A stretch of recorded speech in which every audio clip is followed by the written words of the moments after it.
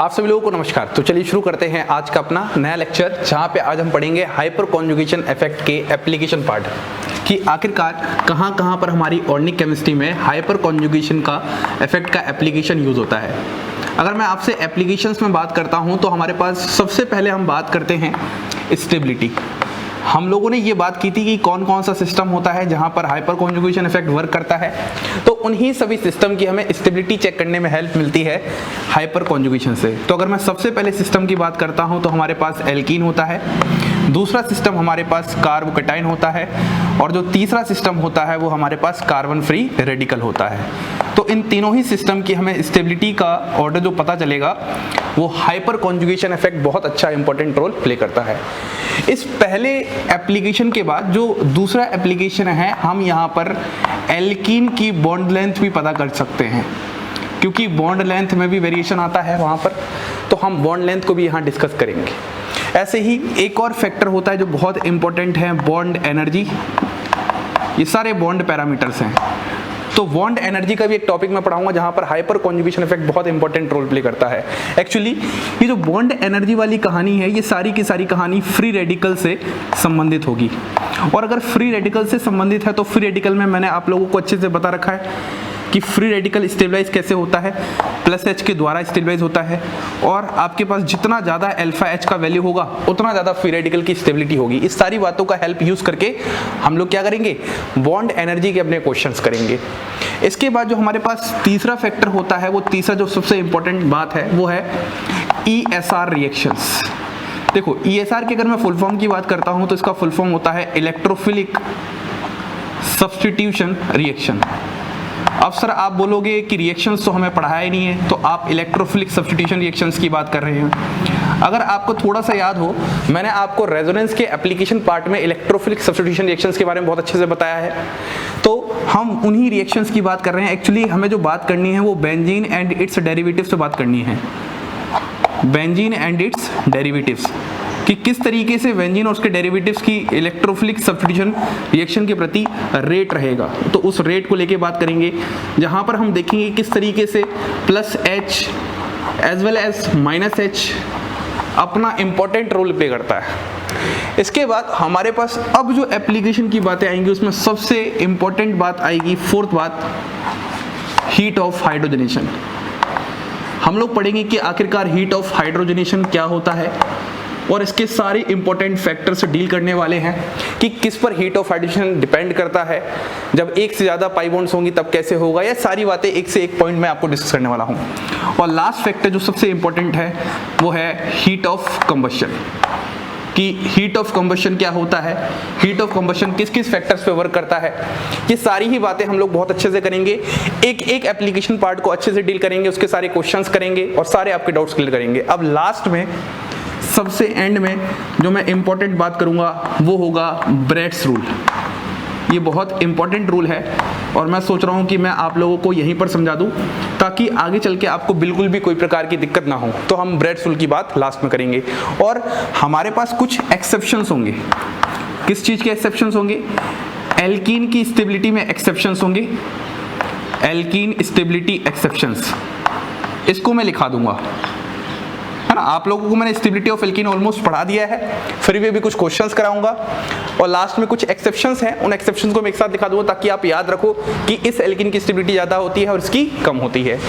अब हम सबसे पहले जो डील करेंगे वो डील करेंगे स्टेबिलिटी ऑफ एल्कीन, कार्बोकेटाइन और कार्बन फ्री रेडिकल।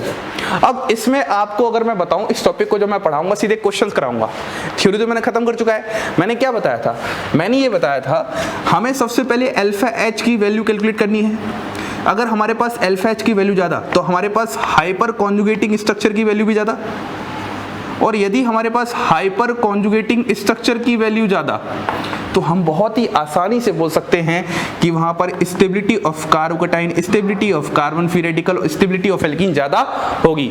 जितना ज्यादा अल्फा एच उतना ज्यादा हाइपर कॉन्जुगेटिंग स्ट्रक्चर, और जितने ज्यादा हाइपर कॉन्जुगेटिंग स्ट्रक्चर उतना ही हमारे पास इन सब की स्टेबिलिटी भी रहेगी।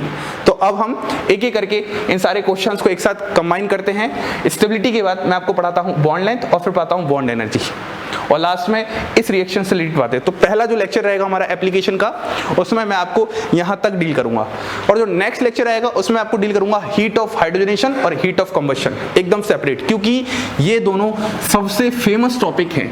चाहे आप कोई भी एग्जाम दे रहे हैं, आप चाहे नीट एग्जाम दे रहे हैं, आप चाहे IIT JEE एग्जाम दे रहे हैं, आप चाहे IIT JAM एग्जाम दे रहे हैं, ये सभी एग्जाम के लिए बहुत इंपॉर्टेंट टॉपिक है और इसमें बहुत सारे ऐसे पॉइंट्स हैं जो आपको पहली बार पढ़ने को मिलेंगे।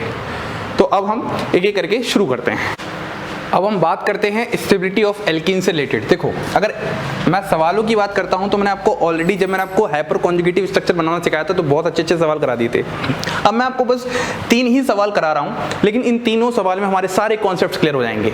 तो सवाल ज्यादा करने से मतलब नहीं है, थोड़े करिए लेकिन एकदम कॉन्सेप्ट के साथ, जहां पर आप कॉन्सेप्ट अप्लाई कर सको। बाकी तो हमें पता ही है, स्टेबिलिटी देखने के लिए हमें जस्ट कैलकुलेट अल्फा एच करने पड़ते हैं, जिसके अल्फा एच ज्यादा उसकी स्टेबिलिटी ज्यादा। अगर मैं पहले सवाल की बात करता हूं तो देखो, यहाँ पर इन एल्कीन में अगर आप गौर करोगे तो इस एल्कीन में क्या है, कॉन्जुगेशन है और तीनों ही डाइन है। देखो डबल बॉन्ड है, दो तो डाइन है, तो इसको हम बोलते हैं कॉन्जुगेटेड एल्कीन। जहां पर कॉन्जुगेशन हो उसको हम बोलते हैं कॉन्जुगेटेड एल्कीन। अब अगर आप जरा यहां देखोगे तो यहां पर कोई भी किसी प्रकार का कॉन्जुगेशन नहीं है, तो इसको हम बोलेंगे आइसोलेटेड एल्कीन या आइसोलेटेड डाइन, आइसोलेटेड डाइन। और जहां पर लगातार डबल बॉन्ड प्रेजेंट हो तो इसको हम बोलेंगे क्यूमुलेटेड डाइन। और मैंने, याद करो, इसी केस के लिए बताया था, जब आपके पास ऐसी डाइन्स का केस आता है तो यहां पर स्टेबिलिटी सबसे ज्यादा होता है कॉन्जुगेटेड डाइन का, उसके बाद होता है आइसोलेटेड डाइन का, और लास्ट में होता है क्यूमुलेटेड डाइन का। तो यहां पर हाइपर कॉन्जुगेशन कॉन्सेप्ट लगाने से पहले रेजोनेंस इफेक्ट लगा लो, वो बात बहुत जरूरी है। अब हम अगले सवाल की तरफ बढ़ते हैं। देखो, अगर मैं इस केस में बात करता हूं तो इसमें कोई रेजोनेंस नहीं है, तो हम बोल सकते हैं ये आइसोलेटेड डाइन है, बिल्कुल सही बात है। अगर मैं इस केस की बात करता हूं तो ये हमारे पास कॉन्जुगेटेड डाइन है। इस केस की बात करता हूं तो ये भी हमारे पास क्या है, कॉन्जुगेटेड डाइन है। और लास्ट वाला भी हमारे पास A double bond B C double bond D, तो यहाँ पर डबल बॉन्ड नहीं है तो ये भी हमारे पास क्या है, आइसोलेटेड डाइन है। मतलब 2 तो कॉन्जुगेटेड डाइन है और 2 आइसोलेटेड डाइन है। अब ध्यान से सुनो, ये जो दोनों ही आइसोलेटेड डाइन है, इन दोनों ही कॉन्जुगेटेड से पीछे स्टेबिलिटी में हो जाएंगी, क्योंकि हमेशा कॉन्जुगेटेड एल्कीन ज्यादा स्टेबल होती है। अब सवाल है इन दोनों में ज्यादा स्टेबल कौन है, तो अल्फा एच निकाल लो। अगर आप इस डबल बॉन्ड के रिस्पेक्ट में देखोगे तो यहाँ पर ये अल्फा कार्बन, तो यहाँ पर 2H। इस डबल बॉन्ड के रिस्पेक्ट में देखोगे तो यहाँ पर सिर्फ क्या होगा, 1H। तो यहाँ पर अल्फा एच की वैल्यू कितनी आ रही है, 3। यहाँ पर अगर आप देखोगे तो ये वाले 2 अल्फा एच, यहाँ पे देखोगे तो 0 और यहाँ अल्फा 2 अल्फा एच, तो यहाँ पर अल्फा एच की वैल्यू आ रही है 4। जहाँ पर अल्फा एच की वैल्यू ज्यादा वहाँ पर स्टेबिलिटी ज्यादा, तो हम बोल सकते हैं ये नंबर 1, ये नंबर 2। ये दोनों तो ज्यादा स्टेबल है क्योंकि कॉन्जुगेटेड है। अब इन दोनों में बात करते हैं, दोनों ही आइसोलेटेड है, लेकिन आप अल्फा एच कैलकुलेट करो, यहाँ पर हो जाएगा और एक यहाँ पर, तो यहाँ पर टोटल अल्फा एच कितने जाएंगे, 3। इस वाले केस में देखो, यहाँ पर हो जाएगा और यहाँ पर हो जाएगा, तो यहाँ पर अल्फा एच कितना हो जाएगा आपके पास, 4। तो यहाँ पर अल्फा एच ज्यादा है तो हम बोलेंगे ये नंबर 3 और ये नंबर 4। 1 2 3 4। आप सबसे पहले ये चेक करो कि क्या वहां पर रेजोनेंस है। अगर रेजोनेंस है तो सबसे ज्यादा स्टेबलाइज एल्कीन। रेजोनेंस के बाद चेक करो हाइपर कॉन्जुगेशन और लास्ट में चेक करो इंडक्टिव। ये ऑर्डर क्या बताता है, रेजोनेंस, हाइपर कॉन्जुगेशन, इंडक्टिव। हमेशा इस कॉन्सेप्ट को आप याद रखना। और यहीं पर मैं आपको एक बात और बताना चाहता हूं, जब भी आप किसी कंपाउंड की स्टेबिलिटी की बात करते हो तो आप इस ऑर्डर को आज के बाद हमेशा याद रखना, हमेशा। एरी, जिसमें ए स्टैंड फॉर होता है एरोमेटिसिटी, ये आगे चल के आपके काम आएगा। ए स्टैंड फॉर होता है एरोमेटिसिटी। जितने भी एरोमेटिक कंपाउंड्स होते हैं वो सबसे ज्यादा स्टेबल होते हैं ऑर्गेनिक केमिस्ट्री में। उसके बाद ई स्टैंड होता है इक्विवेलेंट रेजोनेटिंग स्ट्रक्चर, याद आ रहा है, इक्विवेलेंट रेजोनेटिंग स्ट्रक्चर्स। और आर स्टैंड फॉर होता है रेजोनेंस, और एच तो आपको पता ही है हाइपर कॉन्जुगेशन, और आई तो आपको पता ही है इंडक्टिव इफेक्ट। तो इसको तो कहीं कॉपी के सबसे टॉप पर एकदम स्टार बना के लिख देना कि आज के बाद जब भी हम ऑर्गेनिक केमिस्ट्री में स्टेबिलिटी ऑर्डर की बात करेंगे सारे इफेक्ट्स को कंसीडर करके, तो aromaticity, equivalent resonating structure, resonance, hyper conjugation और फिर इंडक्टिव इफेक्ट। इतनी बात हो गई। अब देखिए क्वेश्चन नंबर 3 की बात करते हैं। बस वही लगाना है। देखो तीनों ही जितने भी ये एल्कीन है इन सब में इसको छोड़कर बाकी सारी कैसी हैं, कॉन्जुगेटेड हैं। देख लो, आपको कॉन्जुगेशन का मतलब पता होना चाहिए बहुत अच्छे से। अगर कॉन्जुगेशन का मतलब नहीं पता तो कोई फायदा नहीं है सब कुछ आगे पढ़ने का, पुरानी चीजें बहुत अच्छे से आनी चाहिए, ठीक है। इसके बाद अगर मैं यहाँ वाले केस में देखता हूँ तो यहाँ पर कोई कॉन्जुगेशन नहीं है, तो मैं बोलूंगा इस वाले केस में सबसे कम स्टेबिलिटी 1 2 3 4 5 6, तो हम बोलेंगे ये नंबर 6 हो जाएगा, क्योंकि इसमें कोई कॉन्जुगेशन नहीं है। बाकी जितनी भी है कॉन्जुगेटेड एल्कीन है, सबसे ज्यादा स्टेबलाइज होंगी। अब बात करते हैं अल्फा एच। देखो यहाँ पर कोई भी अल्फा एच नहीं है, क्योंकि यहाँ पर कोई भी अल्फा कार्बन नहीं है। इस वाले के लिए चेक करते हैं, यहाँ पर अल्फा एच कितना है 3, इसकी वजह से। यहाँ पर अल्फा एच कितना है 6, यहाँ पर अल्फा एच है 6, यहाँ पर अल्फा एच कितना है 9, और लास्ट वाले में अल्फा एच कितना है 3 3 6 3 9 और 3 12, यहाँ पर अल्फा एच है 12। बस क्वेश्चन आसान हो गया, सबसे लास्ट भी हो गया। अब इन सब में आपको पता है कॉन्जुगेशन हो रहा है, लेकिन अब अल्फा एच चेक करो, जिसमें सबसे ज्यादा अल्फा एच वो सबसे ज्यादा स्टेबल, ये 1 ये 2 ये 3 ये 4 ये 5 और ये लास्ट 6। तो जितने भी क्वेश्चन मैंने ये दिए थे 3 क्वेश्चन, ये सबसे अच्छे क्वेश्चन थे और उम्मीद करता हूँ आपको बहुत अच्छे से समझ में आ चुके होंगे। तो ये हमारा हो गया स्टेबिलिटी ऑफ एल्कीन। कार्बोकेटाइन और कार्बोमेटिकल मैं नहीं पढ़ा रहा, क्योंकि मैंने आपको हाइपर कॉन्जुगेटिव स्ट्रक्चर के दौरान बहुत अच्छे अच्छे सवाल करा दिए थे। अब हम आगे बढ़ते हैं, आखिरकार बॉन्ड लेंथ में कैसे फर्क पड़ेगा और बॉन्ड एनर्जी का एक कॉन्सेप्ट सीखते हैं। ये हमारे पास कुछ क्वेश्चन हैं, इसमें हम बॉन्ड लेंथ का पता करते हैं। देखो बॉन्ड लेंथ का अगर मैं कॉन्सेप्ट से आपकी बात करता हूं तो देखो सिंपल सी बात, ये आप सबसे पहले याद रखो कि सिंगल बॉन्ड हमेशा बड़ी होती है डबल बॉन्ड से, और डबल बॉन्ड हमेशा बड़ी होती है ट्रिपल बॉन्ड से। तो सबसे छोटी होती है ट्रिपल बॉन्ड। लेकिन एक और ऑर्डर है, अगर मैं आपसे मॉडिफाइड ऑर्डर की बात करता हूँ तो वो मॉडिफाइड ऑर्डर मैंने आपको क्या पढ़ाया था जब मैंने आपको रेजोनेंस पढ़ाया था? तो मॉडिफाइड ऑर्डर में मैंने ये पढ़ाया था कि सबसे बड़ी सिंगल बॉन्ड होती है, सिंगल बॉन्ड से फिर छोटी होती है पार्शियल डबल बॉन्ड, से छोटी होती है डबल बॉन्ड। बात समझिएगा ध्यान से। ऐसे ही होती है पार्शियल ट्रिपल बॉन्ड। देखो डबल बॉन्ड बना दिया, फिर यहाँ पर जो तीसरी बॉन्ड है वो क्या है? पार्शियल, जो कि रेजोनेंस की वजह से आती है, सिंपल सी बात है। और उसके बाद फिर लास्ट में होती है ट्रिपल बॉन्ड। तो आपको इस मॉडिफाइड ऑर्डर को हमेशा याद रखना है। अब आपको इस टॉपिक में ऐसा इतनी दिक्कत नहीं होनी चाहिए, क्योंकि मैंने रेजोनेंस के टाइम बहुत अच्छे से समझाया था। अब आप यहाँ पर कॉन्सेप्ट सीखो कि कॉन्सेप्ट क्या है। कॉन्सेप्ट सिंपल ये है कि यदि कहीं पर हाइपर कॉन्जुगेशन होगा तो जो सिंगल बॉन्ड होगी वो सिंगल बॉन्ड कहाँ मूव करेगी? पार्शियल डबल बॉन्ड कैरेक्टर की तरफ। और जो डबल बॉन्ड होगी वो डबल बॉन्ड कहाँ मूव करेगी? सिंगल मतलब पार्शियल डबल बॉन्ड कैरेक्टर की तरफ। मतलब इस केस में तो बॉन्ड लेंथ क्या हो रही है? कम हो रही है। और इस केस में बॉन्ड लेंथ क्या हो रही है? ज्यादा हो रही है ना? इससे आप कंपेयर कर सकते हो। तो बस आपको ये देखना है कहां पर हाइपर कॉन्जुगेशन हो रहा है तो उसकी वजह से ये इफेक्ट है, और जहां पर नहीं होगा तो इसका वाइस वर्सा कर देंगे। तो लिख देता हूं, अगर कहीं पर हाइपर कॉन्जुगेशन नहीं होगा तो इसका क्या हो जाएगा? वाइस वर्सा हो जाएगा। ठीक है, वैसे अंग्रेजी का इस मतलब तो नहीं पता मुझे, लेकिन हाँ ज़्यादातर मैं देखा है कि इसको यूज़ तब करते हैं जब इसको अपोजिट कुछ बताना हो किसी चीज़ का। तो बस यही है। तो अगर मैं बताऊं आपको इन सवालों को करके, तो देखो पहला सवाल देखो, ये तो साफ साफ बोल रहा है कि ये सिंगल बॉन्ड कैरेक्टर है, प्योर सिंगल बॉन्ड कैरेक्टर। ये क्या बोल रहा है? Pure double bond character. और ये क्या बोल रहा है? Pure triple bond character. मतलब इसमें किसी प्रकार का रेजोनेंस या हाइपर कॉन्जुगेशन नहीं है। और क्योंकि मैंने सवाल भी जानबूझ के हाइपर कॉन्जुगेशन से रिलेटेड दिए हैं, रेजोनेंस का देने का कोई सेंस नहीं है। रेजोनेंस के टाइम बहुत सारे सवाल कराए थे। तो यहां पर मैं बोलूंगा अगर कुछ ऐसा ही है तो हमें पता है ट्रिपल बॉन्ड सबसे छोटी, उसके बाद डबल बॉन्ड और सबसे बड़ी सिंगल बॉन्ड। तो हम बोलेंगे ये नंबर 1 हो जाएगा, ये नंबर 2 हो जाएगा और ये नंबर 3 हो जाएगा। तो चलिए अब इस सवाल की बात करते हैं। देखो इसमें आपको ए और बी को कंपेयर करना है। अगर आप देखोगे तो इस ए के बगल में कोई भी अल्फा एच नहीं है, लेकिन इसके बगल में यहाँ पर अल्फा कार्बन है जिसपे 2-2 अल्फा एच हैं।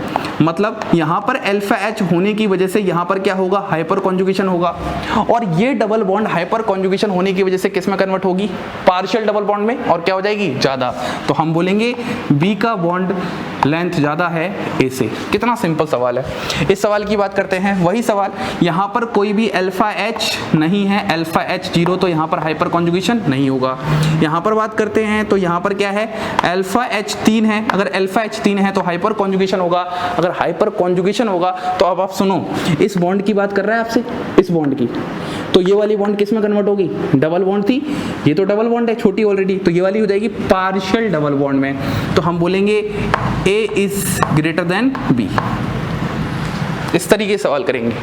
अगर मैं क्वेश्चन नंबर 4 की बात करता हूं तो इस क्वेश्चन नंबर 4 में हम क्या करेंगे? इस चीज को ध्यान सुनना। देखो इसको अगर मैं आपके सामने A बोल दूं और इसको अगर मैं आपके सामने B बोल दूं, तो इस वाले सवाल में अगर मैं करूंगा तो इस वाले पॉइंट में हमारे पास क्या होगा, सिंपल सा बना, यहाँ पर हमारे पास क्या है अल्फा एच है, तो यहाँ पर 3 अल्फा एच है और यहाँ पर हमारे पास क्या है 3 अल्फा एच है। तो टोटल अगर मैं अल्फा एच की बात करता हूँ ओवरऑल, देखो ये दोनों तो इसके कॉम्बो में है, मतलब ये इसके साथ भी है, इसके साथ भी है, ये इसके साथ भी है, इसके साथ भी है, लेकिन ये कुछ एक्स्ट्रा स्टेबिलिटी प्रदान कर रहे हैं जिसकी वजह से यहाँ पर हाइपर कॉन्जुगेशन क्या होंगे, ज्यादा होंगे।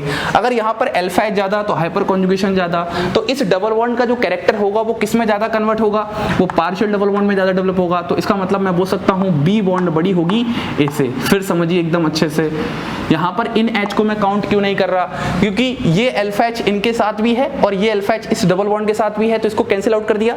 लेकिन यहाँ ये कुछ एक्स्ट्रा अल्फा एच हैं जो कि हाइपर कॉन्जुगेटिंग स्ट्रक्चर बना रहे हैं और उसकी वजह से यहाँ पर इस डबल बॉन्ड का पार्शियल डबल बॉन्ड में जाना ज्यादा होगा, बल्कि इस डबल बॉन्ड का पार्शियल डबल बॉन्ड में ज्यादा जाना पॉसिबल नहीं होगा। तो ये ऑर्डर हमारे पास हो जाएगा। तो उम्मीद करता हूँ आपको इन 3-4 सवालों से ये समझ में आया होगा किस तरीके से हाइपर कॉन्जुगेशन को बॉन्ड लेंथ पे हम लोग लगाते हैं। अब हम कॉन्सेप्ट देखते हैं बॉन्ड एनर्जी का। अब हम एक नया टॉपिक देखते हैं बॉन्ड एनर्जी। अभी तक ऐसा टॉपिक हमने पढ़ा नहीं है, ये टॉपिक हम पहली बार पढ़ने जा रहे हैं, तो हमें इस बॉन्ड एनर्जी का सबसे पहले मतलब पता होना चाहिए। देखो, जब भी हम बॉन्ड एनर्जी की बात करेंगे तो सबसे पहली बात आप ये याद रखो, हम यहाँ पर होमोलिसिस की बात करेंगे और आप सभी को पता है होमोलिसिस का मतलब क्या होता है, जहां पर इक्वल शेयरिंग ऑफ इलेक्ट्रॉन्स होती है। ठीक है, तो यहाँ पर मतलब फ्री रेडिकल का फॉर्मेशन होगा। किसका फॉर्मेशन होगा, फ्री रेडिकल, क्योंकि होमोलिसिस से हमेशा क्या बनता है, फ्री रेडिकल बनता है। तो हमें याद रखना है बॉन्ड एनर्जी हमेशा inversely proportional to stability of free radical होती है।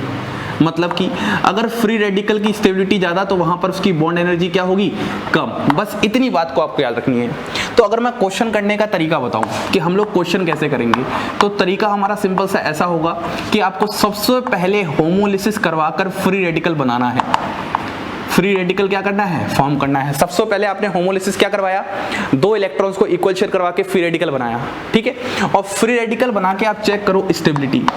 यदि फ्री रेडिकल की वहां पर स्टेबिलिटी ज्यादा तो उसकी बॉन्ड एनर्जी कैसी होगी, कम। और यदि वहां पर फ्री रेडिकल की स्टेबिलिटी कम तो बॉन्ड एनर्जी कैसी होगी, ज्यादा। बस इतने से कॉन्सेप्ट को आपको याद रखना है और ये सारे के सारे सवाल अपने आप सॉल्व हो जाएंगे। तो शुरू करते हैं सबसे पहले सवाल की। देखो, सबसे पहले क्या करना है, होमोलिसिस करवाना है, लो करवा दिया। होमोलिसिस करवा के यहाँ पर जो फ्री रेडिकल बनेगा कैसा बनेगा, CH3 CH2 डॉट। इसका भी हमने होमोलिसिस करवा दिया। होमोलिसिस का मतलब ऐसा ही होता है, ये फिश हुक एरो होता है जहां पर 2 इलेक्ट्रॉन्स को इस तरीके से हाफ एरो से दिखाते हैं और हमारे पास कैसा हो जाएगा CH3 मतलब CH2 डबल बॉन्ड CH और CH2 डॉट। अब होमोलिसिस करवाने के बाद जो फ्री रेडिकल बना है उसकी स्टेबिलिटी चेक करो। जिसकी स्टेबिलिटी ज्यादा उसकी बॉन्ड एनर्जी कम। तो देखो यहाँ पर ये फ्री रेडिकल किसके द्वारा स्टेबलाइज है, रेजोनेंस के द्वारा स्टेबलाइज है, जबकि यहाँ पर ये sp3 वाले एटम पर ही एक तरीके से हम बता सकते हैं इसको। तो इस पॉइंट को ही हमें बहुत अच्छे से समझना है यहाँ पर, जो मैं आपको समझाना चाहता हूँ। तो सिंपल सा कॉन्सेप्ट मैं यही समझाना चाहता हूँ ओवरऑल, कि आपके पास यहाँ पर आपको कॉन्सेप्ट ये समझना है कि यहाँ पे सिर्फ रेजोनेंस लग रहा है और रेजोनेंस ज़्यादा स्टेबलाइज होता है, तो रेजोनेंस ऐसा लगता है हमेशा इस तरीके से, और यहाँ पर एक इलेक्ट्रॉन आ जाएगा। तो हम बोलेंगे इसकी बॉन्ड एनर्जी कम, इसकी बॉन्ड एनर्जी ज़्यादा। तो नंबर 1 पे ये हो जाएगा और नंबर 2 पर ये हो जाएगा बॉन्ड एनर्जी के टर्म्स में। अगर मैं इस क्वेश्चन की बात करता हूं तो सबसे पहले आपने यहां पर हटा के डॉट लगा लो। अब मैं ऐसे कर रहा हूं, इसका मतलब आप समझ जाओ कि मैं फ्री रेडिकल का फॉर्मेशन कर रहा हूं। ठीक है, उसके बाद यहां से वही दोबारा से अगर मैं ऐसे कर रहा हूं तो यहां पर भी फ्री रेडिकल का फॉर्मेशन होगा और यहां पर भी होगा। अब आप खुद सोचो, यहां पर ये कैसा है, sp2 हाइब्रिडाइज्ड कार्बन है, यहां पर ये sp3 वाला है और यहां पर भी sp2 वाला है, सॉरी, और यहाँ पर भी sp3 वाला है। अब जरा ध्यान से देखोगे तो इन तीनों ही केस में ये वाला सबसे ज्यादा स्टेबलाइज है, क्योंकि यहाँ पर क्या लग रहा है, रेजोनेंस। अब आपको ये देखना बहुत अच्छे से आना चाहिए। यहाँ पर अगर आप देखोगे तो रेजोनेंस वर्क कर रहा है, लेकिन अगर मैं इस वाले केस में बात करता हूँ, इस वाले केस में इसमें ना ही रेजोनेंस वर्क कर रहा है और ना ही यहाँ पर अल्फा एच है, बल्कि इस वाले केस में रेजोनेंस तो वर्क नहीं कर रहा, लेकिन अल्फा एच बगल में है, ये अल्फा एच काम करेगा। तो हम बोलेंगे सबसे कम बॉन्ड एनर्जी हो जाएगी H1 की, क्योंकि इसकी स्टेबिलिटी सबसे ज़्यादा, उसके बाद H2 की, फिर इसकी स्टेबिलिटी ज़्यादा होती है, और लास्ट में H3 की। तो ये ऑर्डर हो गया आपके पास बॉन्ड एनर्जी का। आपको बस ये चेक करना है, जिसकी स्टेबिलिटी फ्री रेडिकल की ज़्यादा उसकी बॉन्ड एनर्जी आपकी क्या होगी, कम। उसका उल्टा बोल दो। अब मैं इस सवाल की बात करता हूँ, यहाँ पर वही एक डॉट यहाँ आएगा, एक डॉट यहाँ आएगा, एक डॉट यहाँ आएगा। तो हम बोलेंगे H2 की बॉन्ड एनर्जी सबसे कम, क्योंकि इसकी स्टेबिलिटी रेजोनेंस के द्वारा सबसे ज़्यादा होगा, रेजोनेंस में है ये। उसके बाद क्या देखोगे, ये देखो ये डबल बॉन्ड पे आ रहा है, मतलब sp2 वाले एटम पे आ रहा है, और ये sp3 वाले कार्बन एटम पे आ रहा है। तो फिर हमारे पास H3 की स्टेबिलिटी, तो इसकी बॉन्ड एनर्जी कम, तो सबसे ज़्यादा बॉन्ड एनर्जी हो जाएगी H1 की, तो H1 greater than H3 greater than H2। इस सवाल की बात करते हैं, तो इस सवाल में क्या होगा, वही सिंपल सा कॉन्सेप्ट, आपने यहाँ पर होमोलिसिस करवाया, फ्री रेडिकल फॉर्म किया, होमोलिसिस करवाया, फ्री रेडिकल फॉर्म किया। यहाँ पर जो ये डॉट है वो इस sp2 वाले कार्बन पर है और यहाँ पर ये जो डॉट है वो रेजोनेंस में स्टेबलाइज है, तो हम बोलेंगे H2 की बॉन्ड एनर्जी ज़्यादा है H1 से। इस वाले केस में देखो, अगर देखो कि तो यहाँ पर जब करवाओगे तो ये यहाँ पर आ रहा है 1 डिग्री फ्री रेडिकल, आप इसको बोल सकते हो, और इसको आप बोल सकते हो 3 डिग्री फ्री रेडिकल, और हमें पता है 3 डिग्री फ्री रेडिकल ज़्यादा स्टेबल होता है एज कम्पेयर टू 1 डिग्री, तो हम बोलेंगे H2 की बॉन्ड एनर्जी ज़्यादा है H1 से। इस वाले केस को डिस्कस करते हैं। देखो यहाँ से जब हमने हटाया, ध्यान देखना, हटाया तो डॉट आया, फ्री रेडिकल आया, मैं होमोलिसिस करवा रहा हूँ, फिर बता रहा हूँ, यहाँ पर भी मैं होमोलिसिस करवा रहा हूँ, तो देखो दोनों ही रेजोनेंस स्टेबलाइज्ड है, लेकिन ये वाला ज़्यादा स्टेबलाइज है क्योंकि यहाँ पर अल्फा H ज़्यादा है, समझ रहे हो, तो इसमें अल्फा H ज़्यादा होने की वजह से इसकी स्टेबिलिटी ज़्यादा, तो इसकी बॉन्ड एनर्जी कम, तो हम बोलेंगे H2 की बॉन्ड एनर्जी ज़्यादा। और ये बहुत अच्छा क्वेश्चन था, इसको ध्यान रखना, रेजोनेंस तो दोनों में बराबर लग रहा है, लेकिन यहाँ पर हाइपर कॉन्जुगेशन फैक्टर ने डोमिनेट कर दिया। इस वाले केस में हाइपर कॉन्जुगेशन ज़्यादा वर्क कर रहा है, तो यहाँ पर स्टेबिलिटी ज़्यादा, तो इसकी बॉन्ड एनर्जी कम। अगर मैं क्वेश्चन नंबर 7 की बात करता हूँ, तो इस वाले केस में क्या होगा, सबसे पहले ये सारे H हटाओ, एक डॉट यहाँ आएगा, एक डॉट यहाँ आएगा, एक डॉट यहाँ आएगा। अब हमें अच्छे से पता है इसकी स्टेबिलिटी सबसे ज़्यादा, तो सबसे कम तो हो जाएगा H2 के बाद अब H3 और H1 में देखो, तो H3 तो डबल बॉन्ड वाले पे है और H1 हमारे पास सिंगल बॉन्ड वाले पे है, तो फिर हो जाएगा हमारे पास H1 और फिर हो जाएगा हमारे पास H3, तो H3 की बॉन्ड एनर्जी सबसे ज़्यादा, फिर H1 की और लास्ट में H2 की। अब मैं कोशिश करूँगा कि आप ये जो आखिरी सवाल है अपने आप पहले करो यार, मैं क्या, आप ही कोशिश करो, इसी दी बात ही है। तो जब इस सवाल को करोगे तो क्या करोगे, सबसे पहले होमोलिसिस करवाओ, देखो करवा दिया, करवा दिया, करवा दिया और करवा दिया। जब होमोलिसिस करवाया तो देखो ये वाला तो डबल बॉन्ड पे है, ये वाला सिंगल बॉन्ड पे ही है, और ये वाला देखो ये दोनों रेजोनेंस में है, ये दोनों तो किस में है, रेजोनेंस में, लेकिन यहाँ पर ये इस अल्फा H की वजह से, ये जो अल्फा H है इनकी वजह से क्या होगा, ज़्यादा स्टेबलाइज होगा, ज़्यादा स्टेबलाइज होगा। तो मैं बोल सकता हूँ सिंपल से कि यहाँ पर इसकी एनर्जी सबसे कम होगी, तो मैं बोलूँगा H1 की एनर्जी सबसे कम।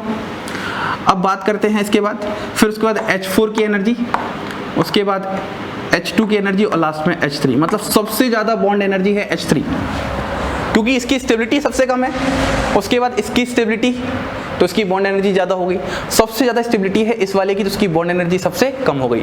कुल मिला के बाद क्या करना है, सबसे पहले आपको होमोलिसिस करवा के फ्री रेडिकल का फॉर्मेशन करना है, पहला पॉइंट। उसके बाद आपको फ्री रेडिकल की स्टेबिलिटी चेक करनी है। फ्री रेडिकल की स्टेबिलिटी के लिए सबसे पहले रेजोनेंस चेक करो, फिर हाइपर कॉन्जुगेशन चेक करो, फिर इंडक्टिव चेक करो। और आपको पता है according to hyperconjugation and inductive 3 degree free radical ज़्यादा स्टेबल होता है, फिर 2 डिग्री फ्री रेडिकल होता है, फिर 1 डिग्री फ्री रेडिकल होता है। ये सब होने के बाद आप वहां पर जस्ट उसका उल्टा बता दोगे बॉन्ड एनर्जी का ऑर्डर। तो ये सारे बेहतरीन क्वेश्चंस हैं, आप इनको प्रैक्टिस कर लो अपने आप, तो आपका ये सारा कॉन्सेप्ट क्लियर हो जाएगा। अब हम इस पहले अपने एप्लीकेशन पार्ट में एक लास्ट पार्ट और पढ़ते हैं कि आखिरकार रिएक्शंस को कैसे गवर्न करते हैं हाइपर कॉन्जुगेशन इफेक्ट। अब मैं लास्ट बात करता हूं कि आखिरकार रिएक्शन से चीज़ों को कैसे रिलेट करेंगे। देखो अगर मैं रिएक्शन से रिलेट करता हूं तो आपको ये समझाने के लिए मैं वही स्टार्टिंग वाला एग्जाम्पल लेता हूं और आज मैं आपको अब डिटेल में समझाता हूं। आपके पास मैंने ये बेंजीन के ऊपर CH3 ग्रुप लगा दिया और ऐसे ही आपके पास मैंने ये बेंजीन के ऊपर टर्ड ब्यूटाइल ग्रुप लगा दिया। पता तो है आप सभी को टर्ड ब्यूटाइल ग्रुप क्या होता है, चलो ठीक है मान लेता हूं मैं। जब ये लगाया तो आपको अच्छे से पता है बेंजीन कैसा है, एक इलेक्ट्रॉन रिच सिस्टम होता है, ये आपको मैं बता के थक चुका हूँ। अगर बेंजीन एक इलेक्ट्रॉन रिच सिस्टम है तो इस पर अटैक कौन करने आएगा, इलेक्ट्रोफाइल आएगा। अटैक कौन करने आएगा, इलेक्ट्रोफाइल आएगा। अब सवाल ये है कि इसका R1 है रेट, इसका R2 है रेट, तो आपको R1 एंड R2 पर क्या करना है, कमेंट करना है कि आखिरकार इनमें रिलेशन क्या होगा। तो इस सवाल को समझने के लिए मैं आपको समझाना चाहता हूँ, डिटेल में समझाऊंगा। वो जो उस समय बताया था जल्दबाजी में हुआ था स्टार्टिंग में, लेकिन अब डिटेल में देखो। अगर मैं बात करता हूँ इस वाले पार्ट को, इस वाले पार्ट को देखो इतने से, ये वाला डबल बॉन्ड एल्कीन का फील दे रहा है तो ये 0 पोजीशन, इसके बगल में क्या होगा, अल्फा कार्बन। अब आपको समझ में आ रहा होगा अल्फा कार्बन का मतलब क्या है। तो अगर मैं बात करता हूँ तो यहाँ पर अल्फा H कितने हैं, 3, और अल्फा H का प्रेजेंस होना ही बताता है यहाँ पर क्या होगा, हाइपर कॉन्जुगेशन होगा। अगर यहाँ पर बात करता हूँ तो ये डबल बॉन्ड है, यहाँ पर पोजीशन 0 है, यहाँ पर अल्फा है, और ये बोल रहा है यहाँ पर अल्फा H कितने हैं, 0, और ये साफ साफ बता रहा है कि यहाँ पर हाइपर कॉन्जुगेशन नहीं होगा। चलो सवाल हमने समझ लिया कि यहाँ पर हाइपर कॉन्जुगेशन हो रहा है और यहाँ पर हाइपर कॉन्जुगेशन नहीं हो रहा है, लेकिन अब सर क्या हाइपर कॉन्जुगेशन के होने से आखिरकार हुआ तो हुआ क्या। तो अगर मैं ये बात करता हूँ तो मैं आपको यहाँ पर टोल्यूइन का हाइपर कॉन्जुगेटिव स्ट्रक्चर बनाना सिखाता हूँ। देखो, अगर मैं टोल्यूइन के हाइपर कॉन्जुगेटिव स्ट्रक्चर्स की बात करता हूँ तो कैसे होगा, CH आपको अच्छे से पता है ये 2 इलेक्ट्रॉन है, 1 इलेक्ट्रॉन यहाँ, 1 इलेक्ट्रॉन यहाँ, इस तरीके से। या फिर आप सीधे ऐसे समझो, अगर मुझे हाइपर कॉन्जुगेशन बनाना है तो यहाँ पर इलेक्ट्रॉन से शिफ्ट हो जाएगा और ये इलेक्ट्रॉन यहाँ शिफ्ट हो जाएंगे, है ना। मैं इस वाले केस में जब यहाँ ऐसे बात करूँगा तो यहाँ पर क्या हो जाएगा, इस वाले केस में ये कुछ ऐसा फॉर्मेशन हो जाएगा, यहाँ नेगेटिव, यहाँ C, यहाँ H पॉजिटिव, यहाँ पर H, यहाँ पर H और यहाँ पर H। तो ये केस बिल्कुल स्टार्टिंग वाला है, जब आपको मैंने एकदम एल्कीन का स्टार्टिंग वाला केस बताया था। ये डबल बॉन्ड है, ये C है, H है और H है। ये इलेक्ट्रॉन्स यहाँ जाते थे और ये यहाँ जाते थे और उस पर नेगेटिव चार्ज आता था। अब यही वाला स्ट्रक्चर क्या होगा, ये नेगेटिव यहाँ घूमेगा इस तरीके से, और ये नेगेटिव जब घूमेगा तो आपको एक चीज़ समझ में आएगी कि यहाँ पर जो नेगेटिव घूम रहा है वो सिर्फ ऑर्थो और पैरा पोजिशन पर ही घूम रहा है। और अगर आपको कुछ इससे बात याद आई तो मैंने एक बात बताई थी कि रेजोनेंस हमेशा ऑर्थो एंड पैरा पोजीशन पर वर्क करता है, कभी भी मेटा पे वर्क नहीं करता।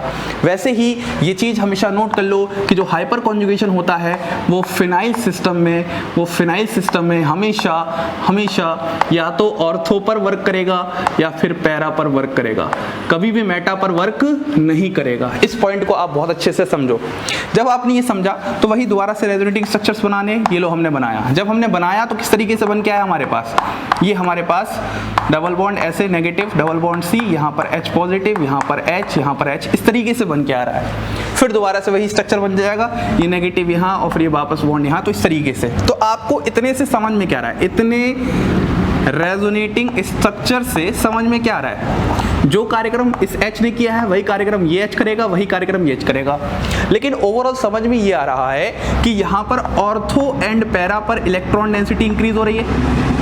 ऑर्थो एंड पैरा पर अगर इलेक्ट्रॉन डेंसिटी इंक्रीज हो रही है तो हम बोलेंगे यहाँ पर रेट ऑफ इलेक्ट्रोफाइल ज्यादा होगा एज कम्पेयर टू यहाँ पे। तो हम बोल सकते हैं answer R1 is greater than R2। और ये जो चीज स्टडी की गई थी वो साइंटिस्ट थे वेकर नेथन, जिन्होंने सबसे पहले ये एक्सपेरिमेंट स्टडी किया था और इसका अच्छे से एक्सप्लेनेशन बताया था कि आखिरकार वो जो फैक्टर वर्क कर रहा है वो यहाँ पर हाइपर कॉन्जुगेशन फैक्टर है, जिसके अकॉर्डिंग हमें आंसर देना है। चलिए, ये सवाल हो गया। अब मैं आप लोगों से एक सवाल पूछता हूँ और वो सवाल है ये, ध्यान से देखिएगा, CH3, CD3 और CT3। बताइए इस वाले में आप पे रेट क्या होगा। यहाँ पर तीनों ही के सामने इलेक्ट्रोफाइल आ रहा है, तीनों ही के सामने मैं मान के चलता हूँ इलेक्ट्रोफाइल आ रहा है, तो आपको यहाँ पर रेट बताना है। ये अगर R1 है, ये R2 है और ये R3 है, तो हम बोल सकते हैं सर CH3 बॉन्ड में जो CH बॉन्ड होता है वो क्या होता है, वीक। अगर CH बॉन्ड वीक होता है तो यहाँ पर हाइपर कॉन्जुगेशन क्या होगा, ज़्यादा होगा। हाइपर कॉन्जुगेशन ज़्यादा होगा तो यहाँ पर इलेक्ट्रॉन डेंसिटी क्या होगी, ज़्यादा इंक्रीज होगी। तो हम बोलेंगे R1 is greater than R2 is greater than R3। उम्मीद करता हूँ आपको ये बात समझ में आई है। मतलब ओवरऑल आपको यही तो देखना है, ये तीनों प्लस H लगाते हैं। अब तीनों ही प्लस H लगाते हैं तो ज्यादा प्लस H कौन लगाता है, CH3 वाला, क्योंकि CH बॉन्ड वीक होती है तो इलेक्ट्रॉन्स का डीलोकेलाइजेशन ज्यादा अच्छा होगा, फिर CD वाला और लास्ट में CT वाला। अब इस ही राह में एक सवाल और पूछने का मन कर रहा है। मान लो आपके सामने अब इस बार क्या आ जाए, यहाँ पर CH3 आ जाए और इस बार यहाँ पर आपके पास CF3 आ जाए, तो अब बताओ क्या होगा। तो इस वाले केस में तो आंसर बताना बहुत आसान है। आप बोलोगे सर जब भी CH बॉन्ड होती है तो वहां पर प्लस H होता है और जब भी CX या CF बॉन्ड होगी तो वहां पर माइनस H होता है। आपको पढ़ा था ना मैंने रिवर्स हाइपर कॉन्जुगेशन। अगर यहाँ पर रिवर्स हाइपर कॉन्जुगेशन लग रहा है तो यहाँ पर इलेक्ट्रॉन डेंसिटी क्या होगी, इलेक्ट्रॉन डेंसिटी डिक्रीज होगी। और अगर ये लग रहा है तो यहाँ पर इलेक्ट्रॉन डेंसिटी क्या होगी, इलेक्ट्रॉन डेंसिटी इंक्रीज होगी। यहाँ तो साफ साफ समझ में आ रहा है कि ये इलेक्ट्रॉन डेंसिटी डिक्रीज कर रहा है फिनाइल सिस्टम से, ये इंक्रीज कर रहा है। तो हमारे पास ये अगर R1 है और ये R2 है तो R1 is greater than R2 बन जाएगा। उम्मीद कर रहा हूं आपको ये पूरा रिएक्शन के साथ जोड़ना आ रहा है और इस बात को हमेशा याद रखिएगा कि हमेशा जो हाइपर कॉन्जुगेशन होता है फिनाइल सिस्टम पे ऑर्थो और पैरा पोजीशन पर ही वर्क करता है।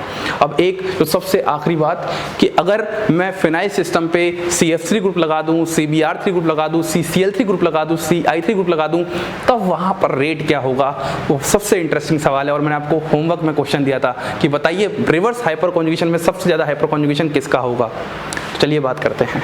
तो अब हम लास्ट बात कर लेते हैं कि यदि हमारे पास फिनाइल सिस्टम पे माइनस H वाले ग्रुप्स लगे हैं, जैसे CF3 ग्रुप लगा है, CCl3 ग्रुप लगा है, CBr3 ग्रुप लगा है, और लास्ट में एक और होता है CI3 ग्रुप लगा है। जब हमारे पास -H वाले ग्रुप लगेंगे तो इस वाले केस में हमारे पास अब इलेक्ट्रोफिलिक सब्स्टिट्यूशन का ऑर्डर क्या हो जाएगा। तो यहाँ पर मैं सब पर मान लो इलेक्ट्रोफाइल को अटैक करवा रहा हूँ, सब जगह हमारे पास यहाँ पर इन सिस्टम पे क्या आ रहे हैं, इलेक्ट्रोफाइल आ रहे हैं। और मेरा सवाल आप लोगों से ये है कि अगर इसका रेट R1 है, इसका रेट R2 है, इसका रेट R3 है, इसका रेट R4 है, तो इसमें order of electrophilic substitution reaction क्या होगा, मतलब इन सब में आपस में रिलेशन क्या होगा, क्या ये सारे इक्वल होंगे, क्या ये लेस देन होंगे, क्या ये इक्वल टू मतलब ग्रेटर देन होंगे। अब ये सब बात करने के लिए आपको आइडिया होना चाहिए हाइपर कॉन्जुगेशन का। देखो सबसे पहले मैंने बात की थी कि जब भी CX बॉन्ड होती है तो उस केस में हमारे पास रिवर्स हाइपर कॉन्जुगेशन की बात करते हैं। और रिवर्स हाइपर कॉन्जुगेशन मैंने ऐसे समझाया था, कुछ इस तरीके से और कुछ इस तरीके से। तो जब आप इसका रिवर्स हाइपर कॉन्जुगेशन बनाओगे, मैं यहाँ पर प्रोडक्ट की बात नहीं कर रहा, मैं यहाँ पर इनके रिवर्स हाइपर कॉन्जुगेशन की बात कर रहा हूँ, तो आपके सामने यहाँ पर पॉजिटिव दिखेगा, यहाँ पर ऐसे, यहाँ पर C, यहाँ पर F माइनस, और ये वाला फ्लोरीन का बॉन्ड लगा रहेगा। अब मान लो आप यहाँ पे भी इसका रिवर्स हाइपर कॉन्जुगेशन करवा के इसका स्ट्रक्चर बनाओगे तो कैसे बनेगा, यहाँ पर प्लस, यहाँ ऐसे ऐसे, यहाँ C, यहाँ I माइनस, यहाँ I और यहाँ I। अब सवाल ये है कि इन दोनों ही में से रिवर्स हाइपर कॉन्जुगेशन ज़्यादा कहाँ होगा। तो देखो यहाँ पर बोलोगे सर यहाँ तो फ्लोरीन पर नेगेटिव आ रहा है और ये मोर इलेक्ट्रोनेगेटिव एलिमेंट है तो इस पे नेगेटिव चार्ज स्टेबल होगा। तो लगने को तो लग रहा है कि यहाँ पर रिवर्स हाइपर कॉन्जुगेशन ज़्यादा होना चाहिए, लेकिन एक्चुअली हमें जो यहाँ पर फैक्टर जिस पे बात करनी है वो इलेक्ट्रोनेगेटिविटी फैक्टर नहीं है, वो साइज फैक्टर है।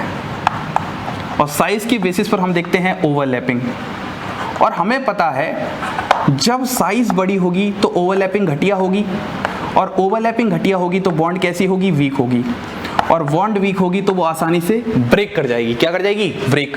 तो आप खुद सोचो, एक बॉन्ड आपके पास कौन सी है, CF बॉन्ड है, और एक बॉन्ड कौन सी है आपके पास, CI बॉन्ड है। दोनों ही बॉन्ड में से यहाँ पर कार्बन पर 2p है, यहाँ पर फ्लोरीन पर 2p है, यहाँ पर कार्बन पर 2p है, यहाँ पर आयोडीन पे 5p है। यहाँ पर साइज बहुत बड़ा है, ओवरलैपिंग बहुत खराब है, तो बॉन्ड बहुत वीक होगा जिसकी वजह से ब्रेक बहुत जल्दी होगा। तो हम बोलेंगे ये वाला फिनोमेना ज़्यादा फास्टर होगा एज कंपेयर टू इस वाले फिनोमेने से।